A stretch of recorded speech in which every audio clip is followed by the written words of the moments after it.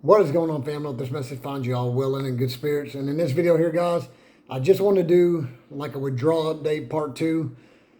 I've been waiting as long as I can so I don't have to post a video like every week on this topic. So, because I know some of you guys ain't into this video, and then some of you guys are probably actually here for the withdrawal series. But just want to give an update. So, basically what I've been doing is cutting my pill like pretty much every single week. Not a whole lot, but I have been cutting it. I think I went from like 0.170, and that's actually weighing it on a scale, to 0.105 or something like that now, just over the time that I've been doing this. And the things that I've noticed, guys, so I just want to give you a little bit of what I've actually noticed, and the things that bother me the most are pretty much every time I cut, I have like about 3 or 4 days of where my legs just pretty much tingle and hurt, and they feel kind of like my skin is crawling or something like that. I don't really know how to explain it. It just kind of feels like my nerve endings are just kind of tripping out, so my muscles and stuff are constantly just moving. And then other than that, I have like these little bouts of like dizziness and stuff like that, and they'll be kind of hard for probably like sometimes the first couple days ain't anything, and then once I get to like day 5 or 6, it kind of comes on a little bit stronger, and then into the following week it kind of lets up a little bit. But I do get that also, so the little bit of dizziness, the little bit of off balance. But like I said in the previous video, I found that if I go out and I push myself a little more, the better I feel. But if I sit inside and reminisce and just keep thinking about all these things that's going on, it's really bad for my mental state and my physical just ability to do anything. I just feel like crap. So I found myself pushing myself more and more exposure outside, to sunlight, just out to people, talking a little bit more, driving, stuff like that. And I've been doing pretty good. I've watched a lot of videos, and I know if any of you guys are here for something like this, you've probably watched some videos where people are just going through complete hell. So I'm trying to bring out the good in this and let you guys know that I'm not doing that bad. So there's times where I want to just give up. And when I say give up, I want to just give up the taper completely and just stop it. Now, I know that's not a good thing, so I'm doing it slowly. But there's times where I want to just get it over with and stop. But I know if I do that, I'm probably going to send myself into like just a horrible downward spiral and be in really bad shape. So I'm pushing through this. I'm tapering slowly. I can't give you guys any advice, man. There's plenty of other videos. I'm going to be different from you. You're going to be different from me. Some people can just quit and not have hardly any side effects, and some people can slowly quit and have small to hardly any side effects, and some people have terrible side effects. So I think it's all about how much you push yourself in your physical state of mind and your mental state of mind, and that's what's helping me. I did tell my wife that I pretty much feel like crap, if I try to taper too much, and that's what happened the last week. And then this week I tapered a little too much. I tapered last week, and then I tapered again this week, and I'm feeling it this week. It's not horrible, but it's not comfortable neither. You know what I'm saying? It just sucks, But I'm still here. I'm pushing through it like I always do. I hope that any of you guys dealing with this are doing the same thing, keeping your minds positive, pushing through it, reaching out and talking to somebody if you have to. Even if it's leaving a comment on here, man, there's always, somebody that's going through something similar. This isn't something that I asked for. This isn't something that I wanted to deal with throughout my life. This is just something that I started taking when I was younger and didn't realize what it was going to do to me the older I got. And I didn't realize that it was going to harm me this much, or that I would go through like a chemical withdrawal. And yeah, it's tough, man. But you know what? I'm going to keep fighting.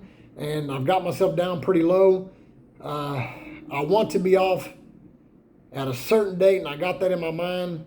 But I don't know if I'm going to be able to make that happen or not. I'm going to just keep continuing on to push through like I'm doing now, and hope for the best. So that's my withdrawal update, guys. I'm trying to think if there's anything else that's been bothering me. I do have like a little bit of like sensitivity to light, things like that. Some days I get up and my vision's like a little off, and when I'm walking, it kind of makes me feel like I'm walking funny, and that will cause like a little bit of panic. But I think I said this in the other video also. The part that's strange about all this is my panics, or panic attacks, anxiety attacks, whatever you want to call it, seem like they're less. Although I have had a couple, and I'll talk about that in another video, but they're not as much as I used to have them, but they are pretty intense when I do have them, if that makes sense. Almost like a little bit more intense than if I had the medicine to help me out, but they're not so much as often. So I'm kind of excited about that. It sucks that when I do go through them, I can't actually like take a whole pill or something like that. I have to try to continue with what I'm taking. So if I took something earlier that morning and that was my dose, then I wouldn't be able to take it again because I had a panic attack, just because that's the way I'm doing this. I'm scared that if I go ahead and updose during that panic attack or emergency dose I need, I feel like it's going to kind of mess me up. So I've been kind of just struggling through and trying to keep my mind busy. So there is a few things I'm doing. They're kind of, kind of stupid, small, but they seem to help. The walking, the sun exposure, getting out, driving a little bit more. I do get these little dizzy bouts, so I try not to go real far when I'm walking or driving, but I do actually push myself a little bit. I'm kind of experimenting with a little bit of CBD, whether it's the drops, the oil drops, or the actual green CBD that you can smoke out of a pipe or whatever. Now, this is something that I usually wouldn't do, and I haven't smoked anything for a long time, but it does seem like it helps me here and there. I don't use it a whole lot, just kind of when I'm in that mode and I feel like I may need to get my mind off of something. And the other thing I do is kind of weird is, I don't know if you remember like them old incense you could light on fire and burn, and they kind of just, I don't know exactly what they're called. I think they're called wild berry incense.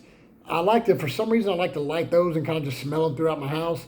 And if I get the right ones, it kind of just eases my mind and makes me really calm. So that's worked out. And then I try to listen to a little bit of white noise here and there, whether it's on the radio, YouTube, or just I got a couple fountains out here outside of my house, and they kind of splash that water real high and splash it down, and it's really common to hear that along with the incense and just kind of relaxing and taking my mind off everything, maybe listening to some music. And those are the things that's helped me so far. As of right now, the main thing is early in the morning times, I have like really bad brain fog and kind of just feel like, I feel like, not again, there's another day of this crap. Not every morning's like that, but usually the first few mornings of my cutting, and then sometimes later on throughout the cut of the week, it may do that also. But the mornings seem to be most definitely the hardest time for me, between that brain fog and the just feeling confused and stuff like that early in the morning, and then the pain in the legs. Sometimes it's really bad at night. Sometimes it's really bad during the morning. I do also take some some magnesium and throw it off in some hot water and kind of just sit in a hot tub to try to help relax my muscles.